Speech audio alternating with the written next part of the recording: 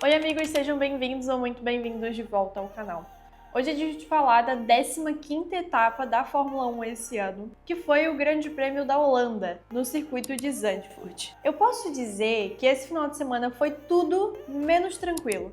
Os treinos foram caóticos, teve umas estratégias bem esquisitas aí no meio, mas no fim eu adorei o resultado, mesmo com muitos asterísticos nesse adorei. Sobre o circuito de Zandvoort, ele é um dos mais tradicionais de toda a Europa. Ele foi construído pela iniciativa privada lá em 1948, no pós-guerra, literalmente em cima das dunas de Zandvoort, que fica a mais ou menos 25 km de Amsterdã, que é a capital da Holanda. O primeiro GP lá foi em 1952. E desde então a pista ficou conhecida por ser extremamente ondulada e desafiadora. Os pilotos descrevem ela como se fosse uma montanha-russa por conta das curvas cegas, inclinadas, e também tem as mudanças de relevo, que faz parecer que tu tá sempre no limite. São 4,259 km de extensão, ou seja, a segunda menor pista de todo o calendário. E é exatamente essa curta distância que deixa a corrida ainda mais intensa. Lá em 2020, esse circuito ele foi modernizado. Duas curvas tiveram um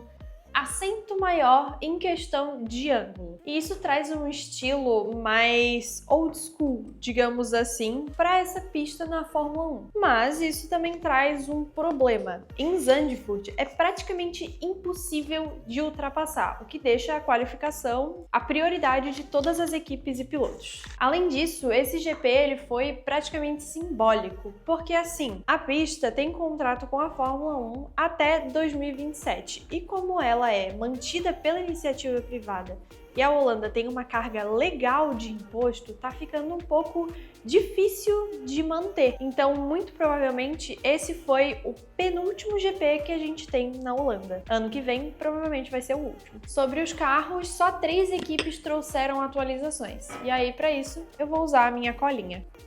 A Red Bull mexeu nos flaps da asa dianteira para aumentar a carga, a Alpine adicionou pequenas asas nos dutos de freio traseiros e a Sauber ajustou o duto de freio traseiro para melhorar o fluxo de ar na região do difusor. Todas as outras, que nem eu falei, vão correr sem novidades. O que eu posso dizer sobre os treinos é que foram simplesmente um caos. No TL1, o Hamilton rodou, mas conseguiu voltar, o Tsunoda foi para a brita, o Antonelli atolou, a Ferrari simplesmente morreu, não tinha nenhum ritmo e a Mercedes estava sem tração nenhuma, principalmente com o George. No TL2 a gente teve uma bandeira vermelha com o Stroll, que simplesmente decidiu estampar o muro. O Albon travou feio e também puxou uma bandeira vermelha. E aí a gente teve o Piastri errando legal no box e aí ele simplesmente bateu no Russell. A chuva, ela até ameaçou cair nesse TL2, mas ela só caiu nos boxes e a pista ficou seca o tempo todo. No TL3, o negócio foi um pouquinho mais de boa. O Russell e o Alonso se tocaram, foi um negócio meio estranho, só que assim, sem muita investigação, só ficou meio bizarro mesmo. Para as fofocas no paddock, o Summer Break rendeu, tá? A maioria dos pilotos foram tirar fotos aesthetic, foram viajar, curtir o verão. Enquanto isso, Max Verstappen apareceu só nos stories da Kelly como um peixinho. O Vettel apareceu no Brasil para o Rio Innovation Week, ganhou camisa do Flamengo e falou sobre o Gabriel Bortoleto na Fórmula 1, dizendo que ele tem muito futuro dentro da categoria. E falando nesse querido, a gente teve do nada uma foto dele, do Norris, com o Martin Garrix e um show dele. Tipo assim, foi a coisa mais aleatória que eu vi, mas eu adorei. Além disso, finalmente a Cadillac mostrou quem vão ser os pilotos para 2026. Eles juntaram o Sérgio Pérez com o Valtteri Bottas, que juntos eles têm mais de 500 GPs. Então, assim, é um projeto que eles estão colocando bastante experiência dentro de um carro que eles não têm histórico nenhum. Triste por não ser o Drogovic em um dos assentos? Tô, obviamente, mas assim, eu entendo a Cadillac. Acho que faz bastante sentido a escolha de pilotos. Mas enquanto isso, a base brasileira, ela tá vindo forte, tá? Pedro Clerot e Fifo Barrichello foram confirmados na Fórmula 3 para 2026. Para as próximas corridas agora, a FIA anunciou uma mudança no regulamento. Então, os pit lanes, que deveriam ser passados a 60 km por hora, a partir de agora vão ser passados a 80, o que assim, em pistas que a gente tem uma dificuldade muito grande de ultrapassagem, isso vai mudar completamente a estratégia, porque essa mudança de 60 para 80 já diminui o tempo dos pitstops em 2 a 3 segundos. Além disso, nas entrevistas sobre correr em casa, o Verstappen estava falando que o campeonato não é algo que ele está olhando agora, mas sim melhorar, tirar o máximo do carro possível esse ano ainda. Então, assim, nada otimista. E eu entendo em relação às pontuações. Na classificação, a gente teve uma bandeira amarela com o Stroll no Q1. No Q2, Tsunoda, Antonelli e o Bortoleto ficaram fora. E a gente ainda teve uma raposa passando no meio da pista. E no Q3, a Ferrari continuou apagada e a pole foi pro Piastri. E agora sim, a gente vai pra corrida. A largada foi limpa, mas mesmo assim o Verstappen deu uma rabiada. Apesar disso, logo ele conseguiu ultrapassar o Norris e pegar o P2 na terceira curva. Na volta 9, a gente teve aquele rolinho ali de novo do Norris e do Verstappen. E aí o Norris cedeu lugar de novo pro Verstappen e começaram numa briga bem bonita, onde no fim o Norris ficou na frente do Verstappen e ficou em P2. Lá para a volta 23, o Hamilton bateu e foi obrigado a abandonar a corrida, o que assim não foi nada bom para a Ferrari e nem mesmo para o próprio Hamilton, que esse ano ele tá com o psicológico bem abalado. E aí foi nessa volta que a gente teve o primeiro safety car da corrida.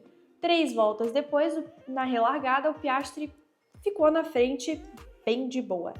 Na volta 28, a gente teve um toque polêmico, porque assim, foi Sainz e Lawson. Os dois adoram reclamar um do outro no rádio.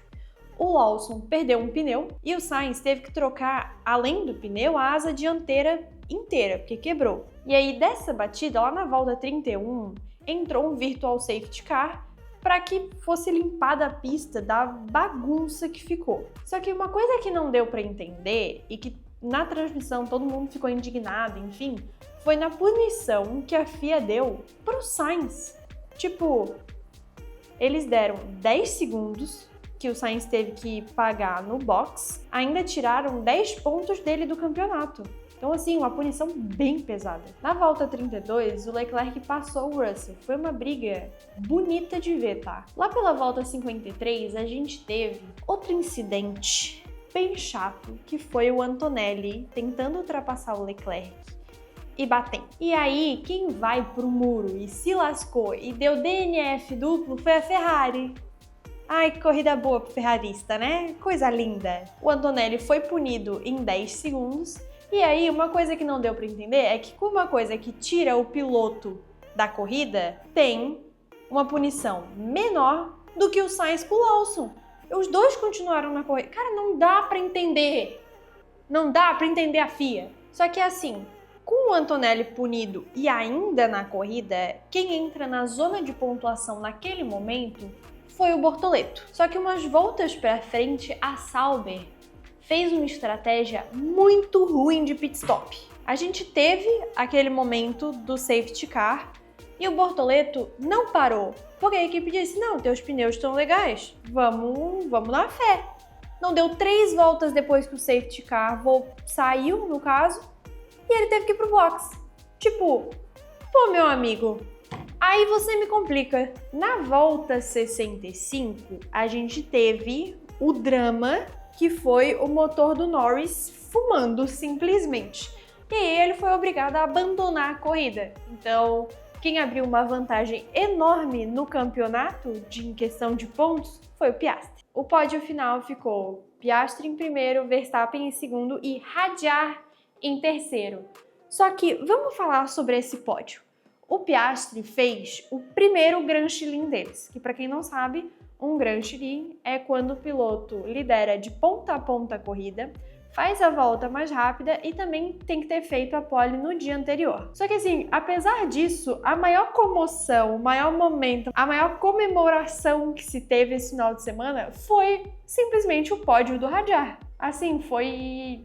Cara, muito bom, muito bonito de ver aquele tampinha subindo naquele pódio, tá? E aí, assim, no pós-corrida, a gente teve uma punição pro Hamilton ainda, de 5 posições na próxima corrida, que no caso é a de Monza, por não reduzir a velocidade em uma bandeira amarela que teve em um dos treinos, se eu não me engano. Cara, foi um final de semana com uma corrida muito boa e cheia de caos. No fim, uma coisa que eu não comentei foi que o Hadjar ainda quebrou o troféu sem querer. Ele foi, soltar no chão e ele soltou delicado, tá?